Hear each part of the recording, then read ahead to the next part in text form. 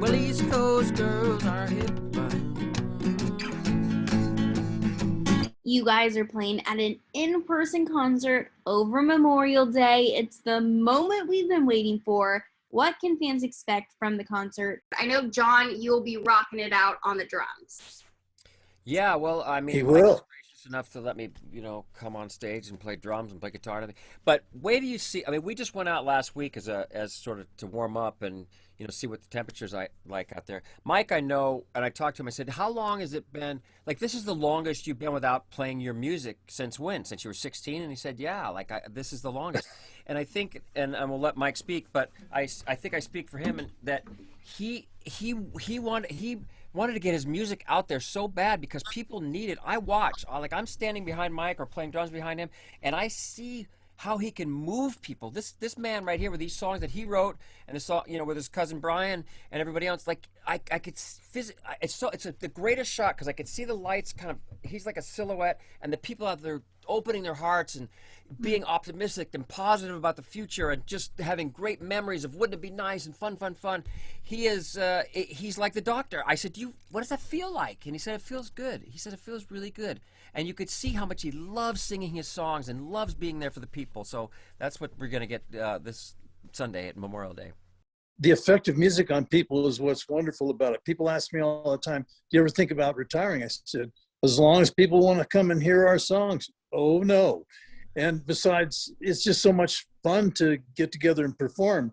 John is so charismatic on stage and off, and he's been a friend of ours since he was Blackie on General Hospital. And I would imagine for you guys that this is kind of a full circle moment. I know at the start of the pandemic, Mike, you released a song that it was called This Too Shall Pass. And John, you were That's also correct. Doing the drums for the song. And now we're here. We're at a live concert. People are going to be in the stands. It's kind of crazy. Yeah, it's awesome. It brings its truth. This too shall pass was about the negative things that we were all been shut down by COVID, but it's going to lighten up. And this concert in Petco Park is a huge celebration for us and for everybody who comes out. We're going to have such a good time and enjoy live music again. Going to be so good. Not only is it going to, live concert, but it's also the kickoff to summer. And I just feel like the Beach Boys hit me all year, but in the summer, especially, it's a different vibe. Yeah. I mean, we have to make up for lost time. We know that because people have been, and you really don't. I said it in the concerts the other night. You really, that song, you don't know what you got till it's gone. Like we don't really, don't realize it until we're up on that stage playing music, and and it's a communal, it's a communal experience. It's a religious experience almost, for the audience and for us as well. Well, what's cool, Mike? I just realized this. So I've been doing a lot of interviews for my new show, Big Shot, and people are just blown away. All they want to talk about is the Beach Boys. I'm not kidding. I don't know if people just got it that I've been around you for 35 years, but people are like, tell me, like Howard Stern was fascinating. But one of the very first things I did with you guys, not before the monument, I came down to a concert in San Diego at the Padres Stadium where we're playing this weekend. And I didn't know you guys. Actually, and I was Jack there. Murphy. Jack Murphy, right.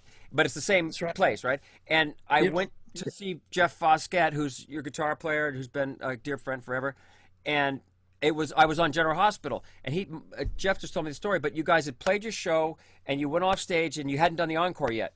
And I came to the dressing room, to the backstage, and all these cheerleaders from the baseball stadium chased me into the dressing room, screaming and yelling. And you looked over to Jeff and said, "Who's that?"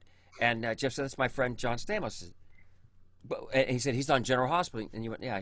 You said, "Does he always have girls chasing him like that?" Jeff said, "Yeah." He goes, and you said, "Get him on stage," and that was it. And I came on and played Bob Aran a little bit and sang. And then, then you were so gracious to let me, hang around for another 35 years, I think it's been. Mike, I need to know, why do you guys keep asking John to come back? I know you just said when you first met, you're like, all the girls were chasing him. You're like, let's get him on stage. But why now? Is it friendship or they're still chasing? Yeah. Sure. Before he became an actor. He was the drummer in a three-piece band in Southern California. And he told me a story of riding by my parents' house on a bicycle and looking in the window and seeing the gold albums on the walls. Yeah. And so I used to do that. he's a damn good drummer, and we enjoy having him, and he adds such positivity to the show, and people, it's special for people. He doesn't, he doesn't ask us for a lot of money to come out. We get him a room and some airfare, and we all have fun together. It's a relationship that's really grown over the years, and it's kind of wonderful actually to have a really good friendship with people who are huge stars in another galaxy, but come and visit with us, and he adds a lot of energy and positivity and charisma, not to mention great looks. Well, look, I mean, the Beach Boys to me and your music to me, Mike, is everything. I mean, it's it was a dream come true to be there in San Diego 34 years ago, whatever it is, and then I've got to have that dream ever since.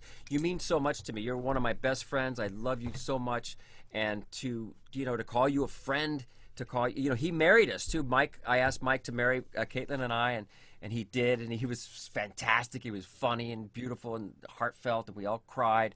And Bruce played Disney Girls. But growing up, if you would have told me that I was going to be, Mike Love is one of my best friends, I just never would have met. I'm just so grateful to you, Mike, and your family and your wife and your kids. And it just, without you, without you and the Beach Boy music, life would be a mistake for me. And I'm just so grateful that that I can call you my friend. That's so wonderful, and likewise for us. So Mike's you bring such pure energy and love to the stage. Well, my thing always was like, how do I get this music out to the younger generation? Because in the 80s, 90s, they weren't playing the Beach Boys on the radio as much, and so it was like I did a show called You Again before Full House, and they did that, and then we did Full House. But I have so many kids come up to me every single day, or I see it on social media saying, I got turned on by Full House to the Beach Boys by watching them on Full House. But I want to say too that Mike's contribution sometimes gets overlooked by, everybody in the band was great. Brian Wilson's a genius, and Mike is the first one to say that. But the amount of the amount of his heart that's in these songs, the amount of actually writing the hooks. He wrote. Not only did he write these great lyrics, and I put him right up there with Chuck Berry, like some of these visual. I mean, the whole world wanted to be us. It was because we were singing. He was writing about cars and girls and optimism and the '60s, and it was happy, and because of this man right here. But he would also write the hooks, like I'm picking up good vibrations. That's Mike. Aruba, Jamaica. Ooh, that's Mike. Round, round, get around. I get around. Plus, he does those lyrics, and his talent and his genius and his voice sometimes just gets overlooked because of all the great Brian Wilson stuff, and not taking anything away from that, but you don't have the Beach Boys without that iconic voice and those incredible, colorful words and lyrics.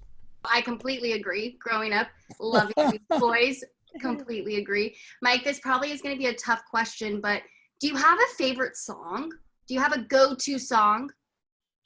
Being the smart ass that I occasionally am, I say I'd have to ask my accountant.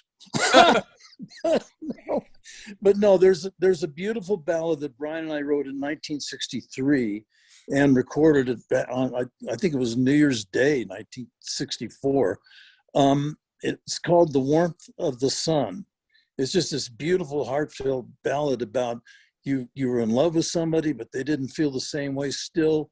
The beautiful part about it is at least once in your life, you'd felt that kind of that beautiful thing that you feel when you're in love with someone. So there's that, and that's more on the subtle side. But on the artistic side, I'd have to say Good Vibrations was pretty amazing. We were voted in 1966, it came out, we were voted the #1 group in England, #2 being the Beatles. And that was an achievement. So artistically, Good Vibrations, but emotionally, probably The Warmth of the Sun. Now, John, do you have a favorite song that your go-to?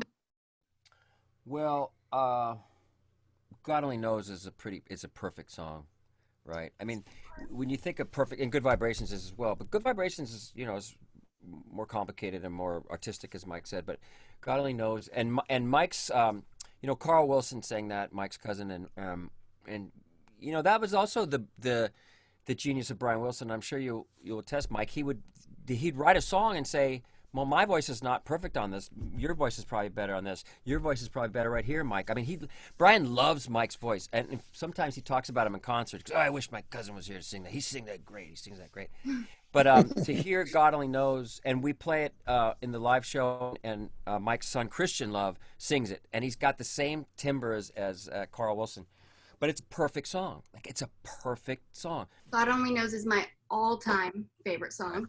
All-time favorite song. And John, I have to just say, you have the cutest kid, cutest little son. And I noticed when it was his birthday, you posted all this cute birthday tribute, and it was behind the God Only Knows. Oh, so yes. Yes. So I want to know, does that song hit a bit differently now that you're a dad? Yes, it does. Yeah. It's funny because, Mike, it was his birthday, and I sometimes I feel like, do I post pictures of him? Do I not? I was like, might as well. I mean, he's, and I put this like montage of when he takes a bath or shower, when he gets out, I've been taking pictures in the mirror of us for like the whole year. And so I had, maybe 2 or 3 pictures from each week through the whole year. And so I just put him as he grew up, and I tried a bunch of different songs, and then I was like, God Only Knows. And I put that under, and all of a sudden it just made sense. God only knows what I'd be without him, Yeah, he's so cute, such a nugget. He loves Mike. Mike, He's a sweetie. Mike, I was gonna say, I mean, you've known John for a long time. Is he different now as a dad? Well, he's always wanted to be a dad, and I think this is a fulfillment of that, and a great fulfillment too. He is the cutest kid in the world, just about. All of us love our children, and we think they're adorable, but he really is, and it's great that he's a father now. I have to really say, is. Watching you, over the years, how many kids do you have, Mike? 6 kids? Yeah, I have several, yes. But I'll tell you something, it was Mike had a big birthday recently, and they were all there at his house. I know them all, and they all talk about him like he's their hero, which he is. And he's, he's been on the road for 50 years or so, right? Or 40, 45 years, 50. But No, actually, he's coming up on 60. But not one of them will say, "Oh, he wasn't there for me emotionally. Didn't take care of me." They all love him. They all come around, and they just are grateful that he was their father too. Is their father.